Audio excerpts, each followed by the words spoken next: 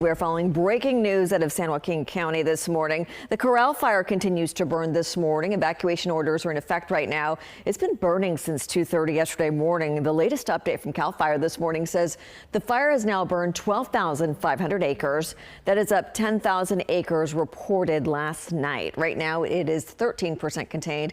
CAL FIRE also says 2 firefighters were hurt at this point. We don't have their conditions. We know that they've been taken to the hospital. Let's begin with the very latest for evacuations. People from the Corral Hollow Road to south of where 580 and Interstate 5 join together under mandatory evacuation orders. Those west of the California Aqueduct had to evacuate. The evacuation orders stretch west to Alameda County and south to Stanislaus County. 580 is closed in both directions through that evacuation zone because of all of that smoke and zero visibility. There are 2 places for people to go right now that have been set up. If you need a place to go, a temporary evacuation point is now open at the Larch Clover Community Center in Tracy. The address is listed on your screen, 11157 West Larch Road. A large animal shelter is also set up at the Manteca Unified School District building. That address also on your screen, 2271 West Louise Avenue in Manteca. And as of this morning, almost 200 customers are dealing with power outages in the area. This is a live look at the PG&E outage map. This is an improvement from last night when more than 2,300 customers were dealing with power outage in that area. We are bringing you live team coverage this morning. Meteorologist Heather Waldman is tracking the latest fire conditions. KSRA 3's Aaron Heft is live near the fire lines with the very latest updates from crews on the ground. And Aaron, let's go to you now. What are you seeing? Yeah, Leticia, this morning we can actually see the char mark. Just look at this. So as the sun rose this morning, we've been here as it's gotten lighter and lighter. Now, if we move the camera to the right a little bit, you can see just that large char mark working its way north to south along Tracy.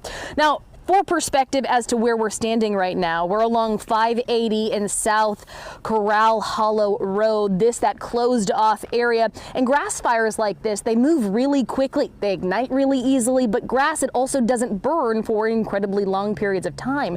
It runs out of fuel quickly as well. As of last update, like you said this morning, that just coming out moments ago, the acreage right now sits at 12,500 acres. Yesterday afternoon, when the Corral fire was announced, it was just under 500 acres, now jumping into the thousands in less than 12 hours time.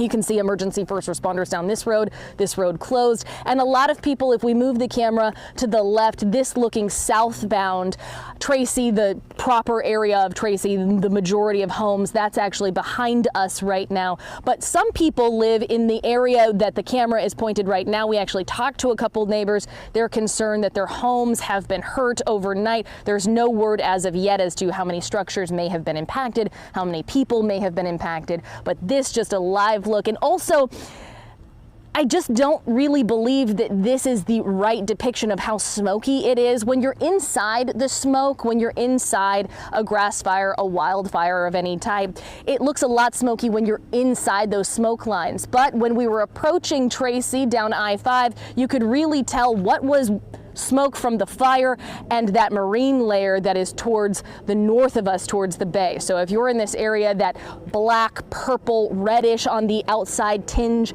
that is wildfire, grass fire smoke. The other is this blue, white, that is the marine layer to our north. But we're seeing a lot of char marks as of this morning, 12,500 acres so far. Leticia? And Aaron, it seems like a lot of people did end up evacuating. The people that you spoke with, were they planning to stay put or were they going to be leaving soon? So they are on the outsides of this closed off area. We're seeing people with horses, people with several trailers and whatnot outside of the closed off zone. We are seeing people who did not evacuate, and we are seeing empty houses. So it seems kind of like a mixed bag at this point. All right, Aaron, thank you so much. We'll check back in with you in just a little bit. Let's bring in Heather Waldman, who's tracking conditions on the fire this morning, and just a scary situation for so many people in that area. It is, yeah. And as Aaron mentioned, this being a grass fire, it spreads very quickly. This is also geographically in an area where it's just breezy, certainly a lot windier than other areas of the valley may be. So here's the broad view. The fire began in the Coast Range. You could see from Aaron's live shot some of the terrain there. Corral Hollow Road running to the south, 580 over to the east, Tracy just off to the north and a little bit to the east as well. So I'll turn the map here so you can see the different hills and canyons where the fire began burning in. This was the initial map late last evening with the fire beginning at about 5, 6 o'clock in the evening. But what happened is that, number one, again, because it's a grass fire, number two, because it was breezy, this fire was able to very quickly grow to the east and then to the south. There were also some concerns late last night into early this morning where there were some areas on the southern edge of the fire where it did skip over 580. But at this point, as of the mapping this morning, it does look like firefighters were able to stop that from progressing farther to the east around South Bird Road, in between 580 and South Bird Road. Let's look at the winds here. This is one model. The numbers you see are potential wind gusts, and the fire start point is right here. The areas of pink represent the relatively higher wind gusts, where winds come through the Altamont and they kind of get funneled around the coastal hills. That's where you see that sort of that hot spot for where the strongest wind gusts are. As we go through the later part of this morning, winds are going to back down some, but there will still be a breeze to the west of Tracy. That wind is coming from the west and blowing towards the south, so blowing smoke and the potential for fire spreading away from Tracy, so some good news there. But we're going to have to keep an eye on this, as firefighters will as well through this afternoon into this evening. You see here the winds expected to pick back up. That's sort of that daily onshore flow that comes through the Coast Range and spills into the San Joaquin Valley during patterns like this. I'll be back with a look at the forecast for the rest of Northern California in a few minutes. Heather, thank you so much. And this morning we have a statement from the Lawrence Livermore National Laboratory. Their experimental test site is near this fire zone. The organization says they have recently done a series of controlled burns in that area, but the Corral fire is not related to those burns, according to them. They say there are no current threats to the laboratory and that the fire has moved away from that site. They say they have activated their emergency operations center to watch the situation just as a precaution. We also spoke with CAL FIRE on scene, and here's what they had to say about where the firefight is right now. Firefighters are struggling to get the upper hand on this fire. You can feel the winds. They're extremely heavy winds. They're pushing stronger than we're used to here in the Altamont Pass.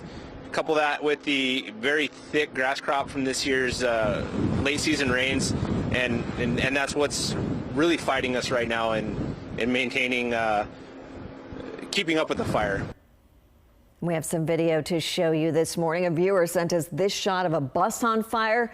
This was taken around 6 p.m. yesterday on Tracy Boulevard near I-580. Just a scary situation there, but no reports of anyone being hurt in this bus.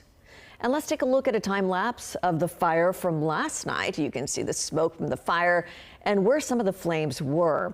And we do have some images to show you. This is a look at I-580 in Tracy yesterday. You could see the fire burning in that median there. Let's take a look at another image on I-580, and you can see all of that smoke billowing in the distance. And this picture is from a viewer named Matt. You can see the fire and smoke burning in the horizon. We are back with much more on the Corral fire right after this short break. Stay with us.